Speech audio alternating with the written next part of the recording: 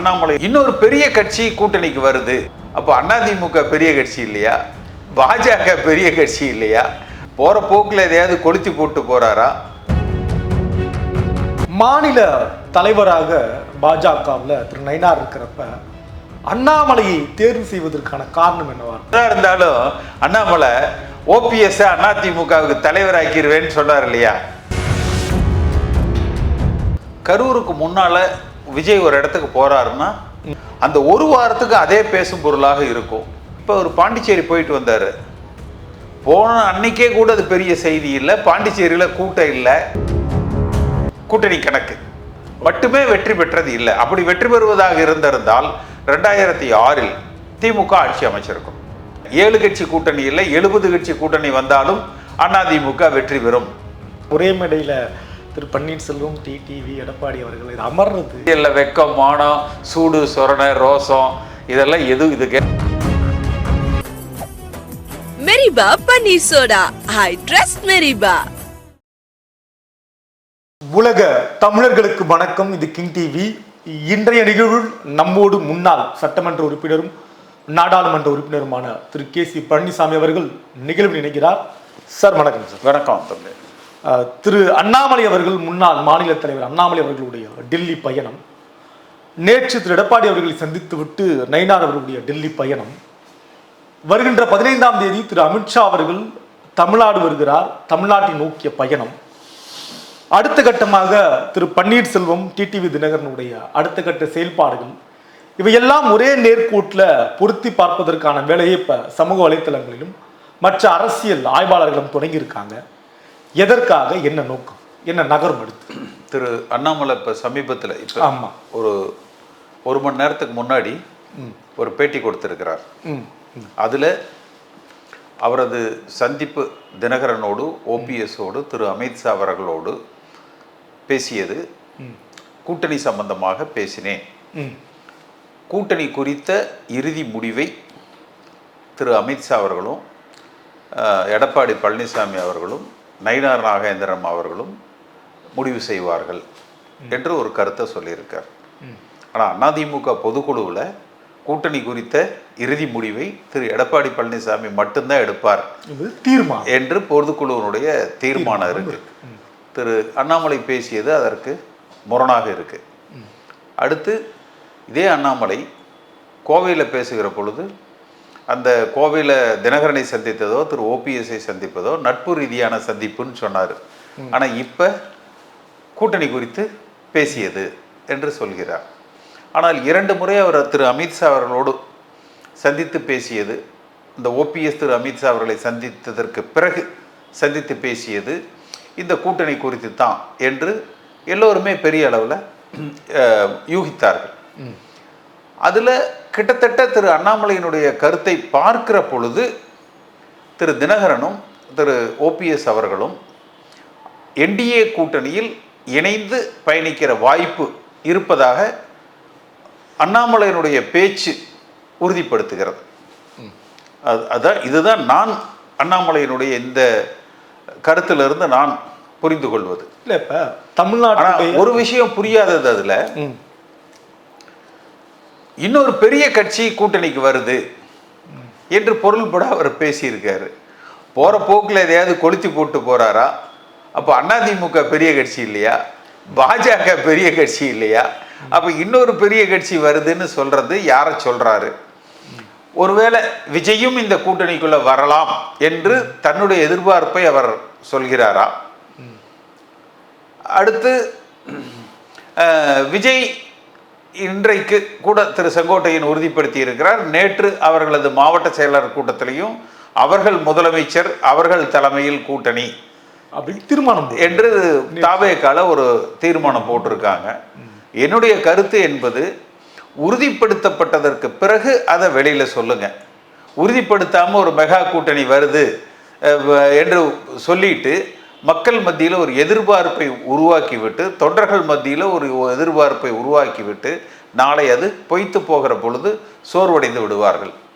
அதனால உறுதிப்படுத்தப்பட்ட கருத்துக்களை மட்டும், அது குறிப்பாக விஜய் குறித்து பேசுவது சரியா இருக்கும்.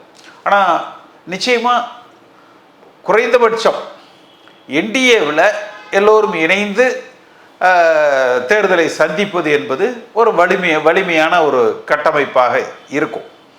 ஏன்னா ஒரு துரதிர்ஷ்டமான விஷயம், ஆளுகிற திமுக அரசாங்கத்தின் மீது கடுமையான ஊழல் குற்றச்சாட்டுகள்.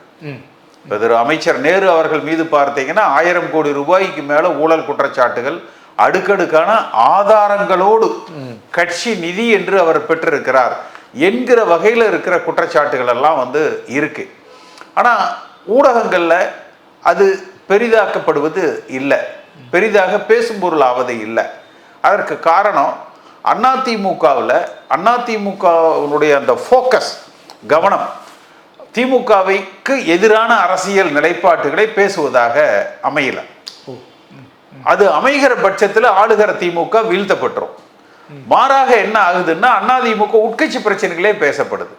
அப்ப அந்த உட்கட்சி பிரச்சனைகளுக்கு ஒரு முற்றுப்புள்ளி வைத்துவிட்டு வலுவான என்டிஏ கூட்டணியை திரு எடப்பாடி பழனிசாமி அவர்கள் அதிமுக பொதுக்குழு முடிவின்படி அவர் தலைமையில் உருவாக்கி ஒரு வலிமையான கூட்டணியாக இந்த தேர்தலை சந்தித்து குறைந்தபட்சம் இன்னும் இருக்கிற அந்த 100 நாட்களில் ஒவ்வொரு துறை வாரியாக, ஒவ்வொரு அமைச்சர் வாரியாக அவர்கள் செய்திருக்கிற ஊழல்கள், தவறுகள், அதிகார துஷ்பிரயோகங்கள், சென்ற தேர்தல் அவர்கள் கொடுத்த வாக்குறுதிகள், செய்ய மறந்தது, செய்த தவறுகள், அடுத்த 5 ஆண்டு காலத்துக்கு இவை தொடரக்கூடாது என்கிற நோக்கத்தோடு இந்த தேர்தல் எதிர்கொண்டால் ஆளுகிற வாய்ப்பை அதிமுக பெற்றுவிடும். மாநில தலைவராக பாஜகவில் திரு நயினார் இருக்கிறப்ப அண்ணாமலையை தேர்வு செய்வதற்கான காரணம் என்னவா இருக்கும்? இவர் இந்த வேலை ஏன் ஈடுபட்டு செய்கிறார்? அண்ணாமலை பேசுகிற பொழுதே திரு அமித்ஷா அவர்களும் திரு எடப்பாடி பழனிசாமி அவர்களும் திரு நயினார் நாகேந்திரனும் கூட்டணி குறித்து இறுதி முடிவு எடுப்பார்கள் என்றுதான் சொல்லியிருக்கார். அண்ணாமலை ஓபிஎஸ் அவர்களோடும் தினகரன் அவர்களோடும் ஒரு நல்ல உறவுல இருக்கிற காரணத்தினால சில பேச்சுவார்த்தைகளுக்கு அவர் பயன்படுத்தப்பட்டிருக்கிறார் என்றுதான் நம்ம பார்க்கணும். இல்ல, முதற்கட்ட தலைவர் இருக்கிறப்ப ஒரு பயன்படுத்துன்றது என்ன வேலை திட்டமாக? யார் இடத்துல மனம் திறந்து பேசுவாங்க? ஏன்னா என்னதான் இருந்தாலும் அண்ணாமலை ஓபிஎஸ் அதிமுகவுக்கு தலைவராக்கிடுவேன்னு சொன்னார் இல்லையா? தினகரன் கைக்கு அதிமுக வருன்னு சொன்னார் இல்லையா? அப்போ அதுல அவங்க மகிழ்ந்திருப்பாங்க இல்ல? அதனால அப்படி இருக்கலாம். ஒருவேளை என்டிஏ கூட்டணியில திரு டிடிவி அவர்களோ அல்லது பன்னீர்செல்வமோ இணைந்தாலும் கூட தேர்தல் பிரச்சாரங்கள்ல முதல்வர் வேட்பாளர் திரு எடப்பாடி பழனிசாமி அவர்களை பற்றி பேசணும் இல்லையா? இவர் தான் முதல்வர் வேட்பாளர், வாக்களிங்கன்னு சொல்லணும் இல்லையா? அதை எப்படி பேலன்ஸ் பண்ணுவாங்க? அதெல்லாம் சொல்லுவாங்க. ஏன் வைகோ கொலைப்பழி சுமர்த்தப்படலையா? கலைஞர் என்ன சொன்னாரு? என் உயிருக்கே ஆபத்து. எவ்வளவு பேர் தற்கொலை செய்து கொண்டாங்க வைகோ அந்த பிரச்சனையில. சரி, மூப்பனார் ஏன் காங்கிரஸ்ல இருந்து வெளியே வந்தாரு? அதிமுகவோடு அன்றைக்கு நரசிம்மராவ் அவர்கள் கூட்டணி வைத்து விட்டார் என்று மூப்பனார் அந்த தமாகவை உருவாக்கினார். ஆனால் அதே மூப்பனார் அதிமுகவோடு கூட்டணி வைத்து கூட்டணியில காங்கிரசுக்கு இடமில்லை என்று சொன்னதற்கு பிறகு தனக்கு கொடுக்கப்பட்ட தொகுதிகளிலிருந்து காங்கிரசுக்கு பிரிச்சு கொடுத்தார்.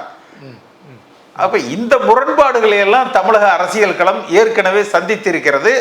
இந்த முரண்பாடுகளை புறம் தள்ளி வெற்றியும் பெற்றிருக்கிறார்கள். தாவேகா அப்படின்றது இந்த தேர்தலில் எப்படி சார் பார்க்கிறது? ஏன்னா திமுகவுக்கு எதிரான வாக்கெல்லாம் அதிமுக அறுவடை செய்யும், அல்லது அதிமுகவுக்கு எதிரான வாக்கையெல்லாம் திமுக அறுவடை செய்யும், அல்லது ஆளுங்கட்சியாக திமுக அதிமுக எதுவாக இருந்தாலும் அந்த ஆட்சி மீதான எதிரான மனநிலையை எதிர்நிலையில் இருக்க கட்சி அறுவடை செய்யும். இப்ப தாவேகா இருக்கு, இது எப்படி பார்க்கறது? அதாவது கரூருக்கு முன் கரூருக்கு பின், காமு காப்பி. சரி, கரூருக்கு முன்னால விஜய் ஒரு இடத்துக்கு போறாருன்னா அன்று நாள் முழுக்க அந்த ஒரு வாரத்துக்கு, அந்த வாரம் ஒரு ஊர் சுற்றுப்பயணம் போனார், அந்த ஒரு வாரத்துக்கு அதே பேசும் பொருளாக இருக்கும். பெரிய அளவில் ஒரு இம்பாக்ட், ஒரு பாதிப்பை, சலசலப்பை அரசியல் களத்தில் உருவாகுச்சு. இப்போ ஒரு பாண்டிச்சேரி போயிட்டு வந்தார். போன அன்னைக்கே கூட அது பெரிய செய்தி இல்லை, பாண்டிச்சேரியில் கூட்டம் இல்லை. சரி, ஒரு பெரிய சலசலப்பை அது உண்டாகலை, அது பெரிய இம்பேக்டை கொடுக்கல. எங்கேயோ விஜய் ஒரு ஷூட்டிங் நடந்ததுங்க அப்படிங்கிற அளவில் அதை அப்படியே கடந்து போயிட்டாங்க. அப்போ அந்த சார்ம், அந்த சாம் இஸ் லாஸ்ட். இழந்துட்டாருன்னு சொல்கிறேன். விஜய் அந்த முக்கியத்துவத்தையும் அந்த கவனத்தையும் மீடியாக்களுடைய அந்த கவனத்தையும் இழந்துட்டார் என்று தான் பார்க்கணும். அது இல்லை, அந்த கரூருக்கு பின்னால் அது அவ்வளவாக இல்லை. தற்போதும் அப்படிதான் இருக்கா இல்லை தேர்தலை நோக்கி நகர் பார்ப்போம். இப்போ அவர் ஈரோடு பக்கம் போறார் இல்லையா, அதில் அந்த நிகழ்வு எப்படி அமையுதுன்னு பார்க்கலாம். இதையெல்லாம் தாண்டி இப்போ இந்த தேர்தலில் ஒரு வலிமையான ஒரு மெகா கூட்டணி அமைக்கிற வேலையை தொடங்கணும் இல்லையா அதிமுக? யாரெல்லாம் வருவதற்கான வாய்ப்பு இருக்குன்னா பாமக, அதாவது அந்த என்டிஏ உறுதியாக இருக்கிறது. அதாவது அந்த என்டிஏல சென்ற முறை நாடாளுமன்ற தேர்தல் இப்போ அண்ணாமலையே சொல்லியிருப்பார், 24 அந்த வாக்கு சிதறினால் என்ன பாதிப்பு 24 சரி என்பதை எடுத்து சொல்லியிருக்கிறோன்னு சொன்னார். இப்போ என்னுடைய எதிர்பார்ப்பு என்பது அன்றைக்கு என்டிஏவில் இருந்த அனைவரும் அன்றைக்கு அதிமுக கூட்டணியில் இருந்த தேமுதிக உள்பட இணைந்து தேர்தலை சந்திக்கிற பொழுது ஒரு 40% வாக்கு. இதைத்தான் திரு அமித்ஷாவும் சொன்னார், இதைத்தான் திரு எடப்பாடி பழனிசாமி அவர்களும் பேசியிருந்தார். இல்லை, இந்த 40% இருக்குமான்னு கேட்குறேன். விஜய் வந்த பிறகு நான் அதுதான் முன்வைக்கிறேன். 40 இருக்குமான்ற விஜய்க்கு பிறகு இல்லை, அந்த அன்றைய தேர்தலில் பெற்ற 40% வாக்குகளோடு இன்றைக்கு தேர்தல் களத்தை சந்திக்கிறார்கள். ஒன்று. இதை தாண்டி திரு அண்ணாமலை சொன்ன அந்த இன்னொரு பெரிய கட்சி, அது யாருன்னு எனக்கு தெரியல. ஆனால் என்னை பொறுத்த வரைக்கும் உறுதிப்படுத்தப்படாமல் அப்படி ஒரு எதிர்பார்ப்பை உருவாக்காதீர்கள் என்பதுதான். எதிர்பார்ப்பை உருவாக்குவதற்கான நோக்கம் என்ன சார்? அப்படி கேட்கல, ஏதோ ஒரு எதிர்பார்ப்பு. அண்ணாமலை வந்துங்க போற போக்கில் அப்படியே அடிச்சு போட்டு போயிட்டே இருப்பார். அதெல்லாம் நம்ம பெருசா எடுத்துக்கவே கூடாது. அவருக்கு அவர் பேசும் பொருளா இருந்தா போதும், அவ்வளவுதான். அதுதான் இல்லையா? இல்லைன்னா போற போக்கில் அடிச்சுட்டு போயிடுவார். அது திரு அமித்ஷா அவர்கள் சென்னை வருகிறார் 15ஆம் தேதி. அது என்ன மாதிரியான பேச்சுவார்த்தை? இல்ல, நிச்சயமா இந்த என்டிஏ கூட்டணியை உறுதிப்படுத்துவார். அதுதான். திமுகவுடைய கூட்டணி ஒரு வலிமையான கூட்டணியாக தொடர்கிறது இல்லையா? இதுல இருந்து யாராவது வெளியேறதுக்கு வாய்ப்பு இருக்கு? இல்ல, அதாவது 2004 7 கட்சி கூட்டணி என்று ஒன்று 2004 நாடாளுமன்ற தேர்தலில் 40க்கு 40 வென்றார்கள். ஆனால் அதே 2006 வரும்பொழுது அதிமுக ஆட்சி அமைக்கிற அளவுக்கு அந்த வெற்றி வாய்ப்புகள் பிரகாசமாக வந்தது. ஆனால் கடைசியில் அந்த இலவசங்கள் கொடுக்க வண்ண தொலைக்காட்சி அது மாதிரியான சில அறிவிப்புகளால் அது கொஞ்சம் அந்த வெற்றி திசை மாறியது. அன்றைக்கு கூட திமுக மெஜாரிட்டி கிடைக்கல திமுகவுக்கு.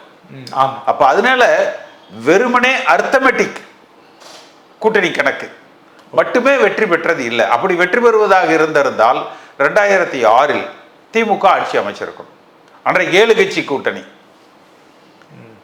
அன்றைக்கு நான் பேசியிருக்கேன், 7 கட்சி கூட்டணி இல்லை 70 கட்சி கூட்டணி வந்தாலும் அதிமுக வெற்றி பெறும் அப்படின்னு நான் பேசுற ஞாபகம் எனக்கு இருக்கு.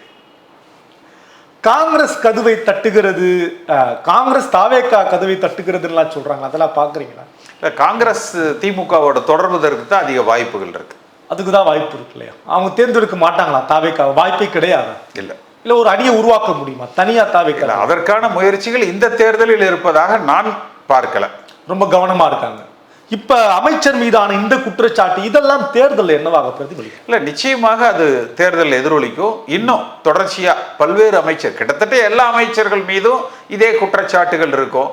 ஒரு 1000 இல்ல, ஒரு வருடத்திற்கு ஒரு அமைச்சர் 1000 கோடினா ஒரு வருஷத்துக்கு ஒரு 30,000 கோடி கூட. டாஸ்மாக்ல ஒரு 30,000 கோடி 60,000 கோடி 5 ஆண்டுகளுக்கு போட்டீங்கன்னா ஒரு 3 லட்சம் கோடி கஜானாவுக்கு வராம இவர்களுக்கு கட்சி நிதியாக அமைச்சர்களின் வசம் ஒப்படைக்கப்பட்டிருக்கலாம். அமைச்சர்கள் நிதியாக குடும்ப சொத்தாக உருவாக்கப்பட்டிருக்கு. இல்ல, இதையெல்லாம் கொண்டு போய் மக்கள்கிட்ட சேர்க்கணும் இல்லையா? அது சரியா செய்ய. அதனாலதான் அதைத்தான் நான் சொல்றேன். அதனால அந்த உட்கட்சி பிரச்சனைகளை பிரதானப்படுத்தாமல் இதுக்கு ஒரு புல் ஸ்டாப், கூடவோ குறைச்சலோ குறைஞ்சபட்ச அதிருப்திகள் வெளியில் இல்லாமல் எல்லோரையும் ஒரு ஒருங்கிணைத்து ஒரு கட்டமைப்பை உருவாக்கி நம்முடைய நோக்கம் ஆளுகிற திமுகவை வீழ்த்துவதாக மட்டுமே அமையணும். அதைத்தான் தமிழ்நாட்டு மக்கள் எதிர்பார்க்கிறாங்க, அதிமுக தொண்டர்கள் எதிர்பார்க்கிறாங்க. இறுதி கேள்வி சார், எதுவாக இருந்தாலும் ஒரே மேடையில் திரு பன்னீர்செல்வம், டிடிவி, எடப்பாடி அவர்கள் இது அமர்றது எப்படி சார் சாத்தியமா? அண்ணாமலை எல்லாம் அமரலாம். அதுல எல்லாம் ஒன்று, இதுல ஒன்று அரசியல்ல வெக்கம், மானம், சூடு, சொரணை, ரோசம் இதெல்லாம் இதுக்கு எல்லாத்துக்கும் அப்பாற்பட்டது தான் அரசியல்ல வெற்றி ஒன்றுதான் குறிக்கோள். நான் அதனால தான் உங்களுக்கு சொன்னேன், வைகோவை பத்தி கலைஞர் பேசாததா, கலைஞர் குறித்து வைகோ குமுறாததா, காங்கிரஸ் குறித்து மூப்பனார் பேசாததா, மூப்பனார் குறித்து காங்கிரஸ் பேசாததா. ஆல்ரெடி எல்லா முன்னுதாரணமும் இருக்கு, எல்லா முன்னுதாரணம் இருக்கு. இல்ல இது அமர்றது இருக்கட்டும், துணை கேள்வியோட முடிச்சிடுறேன். தந்தையும் மகனையும் ஒரே மேடையில் அமர்த்தணும், அதேதான் நடக்குமா பாமக? எது பாமக தந்தையையும் மகனையும் ஒரே மேடையில் அமர்த்துறது அதுவும் சாத்தியமா? எல்லாம் சாத்தியம் தான். அதனால இவர் லெஃப்ட்ல பார்த்தா அவர் ரைட்ல பார்த்துப்பாரு, அவ்வளவுதானே. மக்கள் 2 பேரையும் மேடையில பார்த்தா சரி. நன்றி சார், நன்றி சார், நன்றி. Meriba Paneer Soda. I trust Meriba.